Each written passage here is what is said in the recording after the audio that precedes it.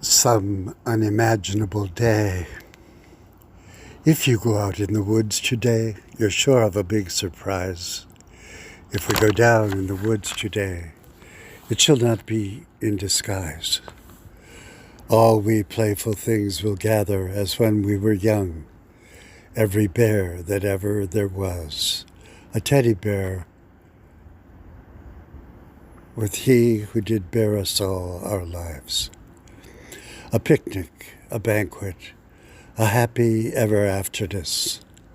We're sure of that. We're sure of a treat that day. The bears all. No songs and poems and every happiness. Lots of marvelous things are there, whose holy aspect we will share. We'll gaily gad about, to love, to play and shout, with never any cares and never to be tired, little teddy bears. When we go down in the woods that day, we do not go alone, safe before your throne. For every bear that ever there was is there. Abraham, Moses, Isaiah, David, you and I, and he who loves us all. Who knows but what in our old age, when we begin to feel really young, we may not once again find joy and comfort in having passed through what we have passed through. At 30, we emerged from the darkness and the wilderness of the time of preparation into active life, the age of fruition and fulfillment. How shall we interpret the times? Do we know our story or do we not? The narrator should be in the tale, one with it, and not outside it, reckoning, dreaming. But how is it with God? To narrate or to participate? He whom Abraham thought into being and recognized. If that be that the Lord pass by in this our life, you will make a great and mighty wind, ripping apart the mountains.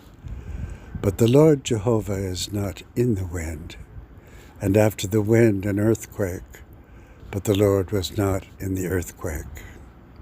And after the earthquake a fire, but the Lord was not in the fire.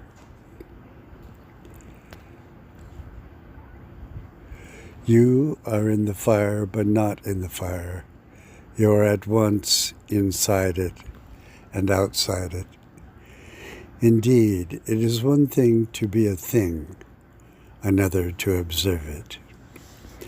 And yet there are planes and spheres where both happen at once.